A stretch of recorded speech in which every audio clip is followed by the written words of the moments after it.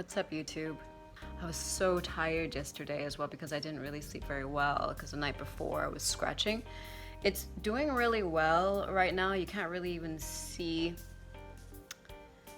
Yeah, that's the other area. You can't really see it, but these are the two areas that are the most prickly at the moment. This one hasn't been so bad. I can't really see that. And I'll show you what I'm there. I am wearing a sarong. It's just that I wanted the skin here to be open and just to be aired. I don't know if it's a placebo effect, but I feel like it has been really helping, especially today. Yesterday though, it wasn't so good. And I think it was because of the juice that I was taking the whole day. All this while I wanted things that are cooling. So I had watermelon and some kailan in my juice, and I think there was something about the watermelon because I remember taking a bite of the watermelon and everything kind of just flared up very quickly. Maybe it was too cooling. To combat that, I was using an ice pack the whole time. Also, I don't know if that was good, but it definitely calmed the area a lot. The other thing that I was doing apart from the cold pack was soaking cotton pads with apple cider vinegar and water. So whenever it felt like it was getting dry or getting flary or getting hot, then I would just place it everywhere. And I had my friend Natalie on Zoom, and she says, it looks like you got patches of ravioli on your skin. Well, it helped. It helped to keep the moisture as well, and it helped to cool everything down. So I would have taken anything really. But then I did some research and discovered garlic tea, and I thought, okay, I can make myself a garlic tea. And I also discovered that you can pretty much make onion juice as well, or make that into a tea as well. So I mixed it up in a pot and made myself some tea that you steep for like an hour. And I have to say that was really, really helpful, especially at night. Because at night it just obviously gets really, really hot and flared up. Before I went to bed, I lathered myself with coconut oil and this sort of omega-3 6-9 flaxseed oil. I lathered myself with that and then had a cold shower to rinse it off, and that kept the moisture of my skin. And then I just added an extra balm on top of everything that felt really dry. And then I had the garlic and onion tea and then ate that as well since it was hot. So everything had been soaked, so I ate it all as well, and that had been mixed with apple cider vinegar as well. I do strongly believe that the apple cider vinegar is the one that's also very much helping me. Then I went to sleep. So 3:45 in the morning, there was a flare-up, but it wasn't so itchy that I couldn't stand it. Yeah, so all I had to do, it just so happened that I made a bottle of apple cider vinegar and water, and I had my cotton pads with me, so I soaked them and placed it on my skin, and then I slept until 6. Then I woke up, and even though I was tired, I wanted to do the breath work because the breath work also has been really helpful. So the breath work has been 10 rounds of the Wim Hof and then another kind of breath work, which is very much like Kapalabhati. When I do that, it takes about an hour of breath work, but I do feel everything calms down. And around that time, I say around 7:30 is when the sun comes up, and it's a nice sun, so I sunbathe, and I sunbathe until about 9. And yeah, so it was a really nice day. So much so that I didn't even have to have the fan on because it was cooling and windy at the same time. So that was helpful. So helpful that I went back to sleep, which is so good. I didn't have to tend to anybody today. I didn't have to take care of anyone or entertain anyone. It was just me. So to go back to sleep without any worry or fuss was great. It was really, really great. And to have the cool morning air was fantastic as well. I know that I'm quite privileged that I don't have to go to work and I don't have to worry about anything at the moment except myself. So I've been researching and watching a bunch of YouTubers and reading articles on people who have been dealing with eczema and have been dealing with eczema for maybe all their lives and still suffering. And I really can't complain. I really can't complain. Mine isn't really that bad at all. It's, You know, it's there, it's new to me, and I'm just discovering how to deal with it. But yeah, I'm fine. And I feel just as blessed to also have the time to heal myself, that I don't have to worry about money or work at all at this time. So I'm really taking the opportunity to heal properly. And also it's just the self-discovery on what works for me and what doesn't work for me, because I watch and read all the other eczema warriors, and everybody is different. Everybody is so different. So I need to know what worked for me. Obviously, as a vegan, it's even harder because they're like, a lot of them are saying don't take any dairy and don't take any eggs, and I don't eat anyway. So I find that a little bit challenging, because it's like, well, what else is it? And there's like this elimination round. But like I said in the other video, I'm pretty sure this has to do with the incident, and it's just an accumulation of the trauma, and it's going upwards, like I said. So the other places in my body, like my legs and my arms, are actually doing really well. It feels a little bit heaty, but then at the same time, it's not itchy. So I feel like it's going upwards, and so now it's here. So after I woke up, I had a cold shower, and then I went downstairs and dabbed the areas that were itchy with apple cider vinegar. After that, mixed coconut oil and the flaxseed omega-3 6-9 oil and honey, mixed it and placed it on the areas that were feeling flary and also feeling dry, and then made myself a coffee enema. Topped that up at the end with a sesame oil enema. I feel also has been really good. They say that eczema is also to do with the gut. So even though I believe I'm clean, I'm sure there's been a lot of toxins over the past few months. I've been living in KL, and you know, every once in a while I'll succumb to vegan junk food like everybody else. I like my fried food. The coffee enema, sometimes it's really strong, but I instead of 1 teaspoon, it's just half a teaspoon of coffee enema. Mix it with hot water and put it in my little enema bag, and I do it in parts now. I'll start off with water, maybe 100 to 200 milliliters, the first cleanse, and then the coffee enema, about 500 milliliters, or even more, maybe even 1,000 milliliters. Evacuate that, because how else would you say it? And then do the sesame oil enema. Now the coffee enema, I'll see how long I can keep it in for.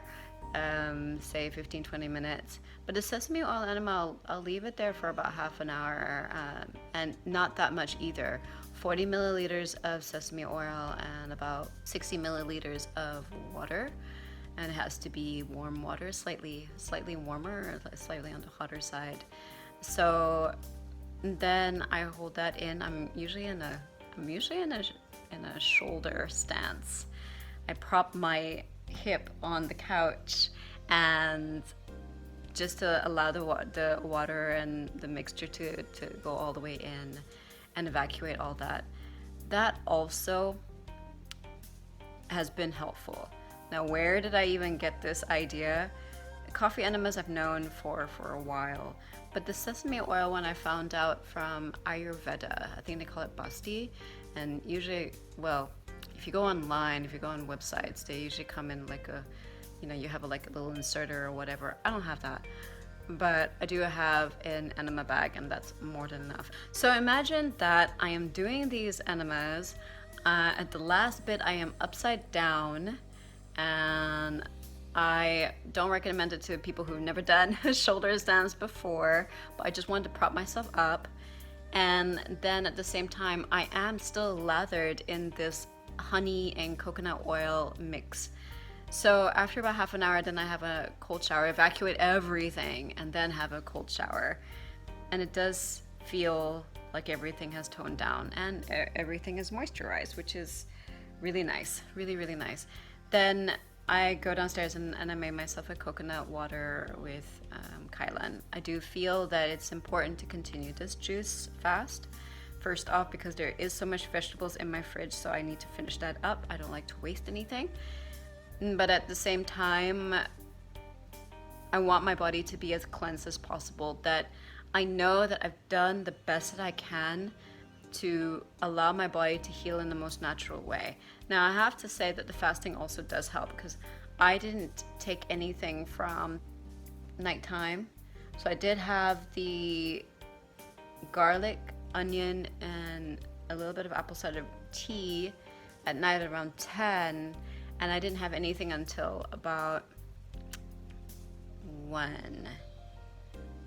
Because in the middle of making my enema, I did have a glass of apple cider vinegar and warm water. So then the next time I did have a drink, when I made the coconut water and kailan, that was already about 3 o'clock. I have never had that much hydration before. I will continue to hydrate myself. Everything does feel not bad. Not bad. Feels a little bit dry, but not bad. And there is another thing that I'm actually taking. So when it did feel a little bit heaty, because 3 to 4 o'clock is the time that it always feels hottest.